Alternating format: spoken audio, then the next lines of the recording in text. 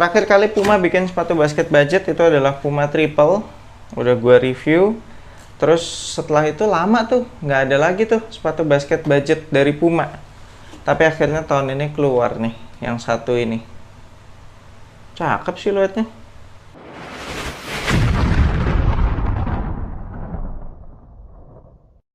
Yo, what's good abas di seluruh Indonesia, balik lagi sama gue Freddy Brainwash di Anak Basket Channel. Di video kali ini gue akan ngebahas initial review sepatu basket Puma Playmaker Pro.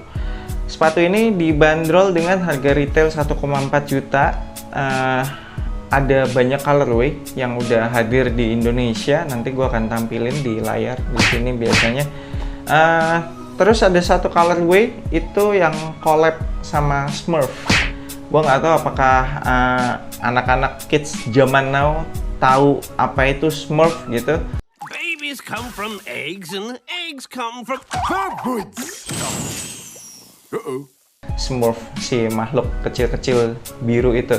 Nah, khusus yang colorway collab itu harganya lebih mahal 100.000, 1,5 juta. Buat abas kalian yang tertarik pengen kop sepatu ini, nanti gue akan tinggalin link pembeliannya di deskripsi video ini. Cek aja di situ. Puma Playmaker Pro ini punya dua tipe. Jadi ada yang Puma Playmaker Pro Mid. Jadi potongannya lebih tinggi dari ini. Menurut gue sih itu udah bukan mid lagi ya. Mereka sih namanya mid, tapi kalau gue lihat itu udah high itu sampai orang sampai ankle-nya ketutup kok. Mari kita bahas material dan fitur-fitur apa aja yang ada di sepatu basket Puma Playmaker Pro ini. Kita mulai dari outsole. Outsole-nya pakai bahan solid rubber full. Kemudian traction pattern-nya ini tuh kayak apa ya? Kayak net, kayak jaring-jaring gitu ya, kayak net traction pattern. Cuma kemudian dibuat multi directional gitu.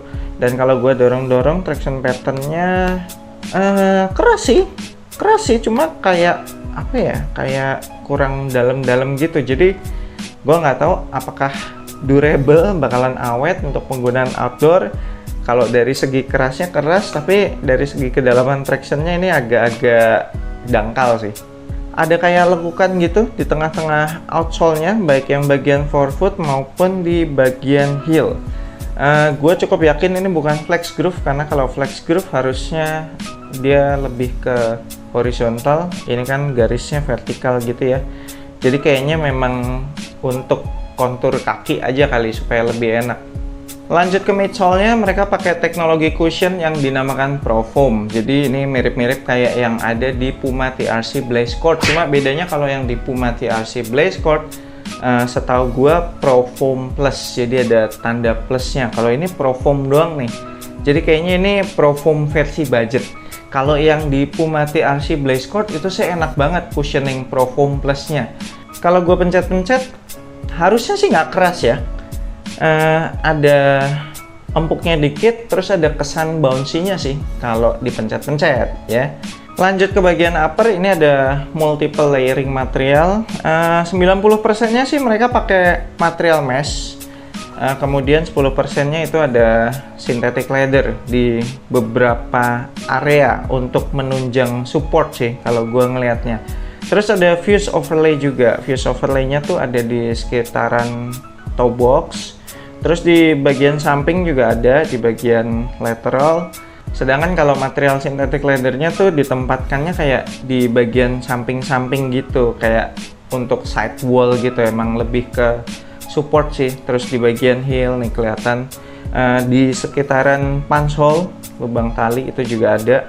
Untuk material talinya standar, ini banyak dipakai di sepatu-sepatu basket sih ya, biasanya nggak gampang lepas. Untuk lacing sistemnya yang setengah ke bawah itu mereka pakai pita-pita nilon, kemudian yang setengah ke atas pakai traditional punch hole. Material lidah juga sama, pakai material mesh yang seperti keseluruhan upper materialnya. Terus padding di lidah cukup tebel sih ya, padding lidahnya cukup oke. Di bagian depannya ini ada patch synthetic leather gitu dan ada logo Puma di situ, cuma sablonan doang. Untuk padded collarnya, wah gokil, padded collarnya sih tebel banget, tebel terus padat, mantep sih ini padded collarnya. Untuk insole-nya ini standar Ortholite insole, nothing special. Kemudian di bagian heel itu ada pull tab, kemudian ada internal TPU heel counter. Kalau gue tekan-tekan cukup keras. ketinggian sama lebarnya juga oke. Di bagian luarnya masih diperkuat lagi dengan material synthetic leather yang tadi udah gue bahas. By the way, kalau abas kalian pegang sepatu ini feelsnya tuh agak aneh. Jadi berat, tapi beratnya di bawah. Ketahuan banget, yang bikin berat tuh midsole sama outsole-nya. Sedangkan uppernya mah ini udah pasti enteng. Ini kan mesh, udah pasti enteng lah. Berasa banget gitu, ini beratnya di bawah gitu. Apalagi kalau abas kalian pakai itu juga semakin berasa gitu kalau beratnya di bawah. Ini mirip-mirip kayak Converse All Star BB Jet, itu juga kayak gitu tuh feelsnya, berat di bawah. Oke, sekian initial review gue untuk sepatu basket Puma Playmaker Pro ini. Siluetnya asik ya, menurut gue asik banget. Dipakai casual bisa banget, enak banget kelihatannya karena kan low cut juga ya. Tidak terlihat terlalu bulky juga, terus nggak kelihatan basket banget juga, masih ada looks casualnya gitu. Cuma yang gue sayangkan adalah detailnya itu minimalis banget. Sepatu ini tuh kayak polos gitu, detailnya dikit, pelit gitu. Terus udah sedikit nggak dibikin at least kelihatan premium dikit gitu loh, kayak logonya dibordir kayak gitu. Shoes Puma yang di sampingnya ini dibikin apa kek, dari bahan plastik kek atau apa gitu. Ini benar-benar semuanya main sablon aja ini detailnya di sepatu ini. Jadi kelihatan bener-bener budget gitu. So, thank you banget udah nonton video ini. Jangan lupa support gue terus dengan subscribe YouTube Anak Basket Channel, like, share, and comment. I'm Fadly Brainwash. Sampai jumpa di video berikutnya. Semoga asupan basket Anda minggu ini cukup.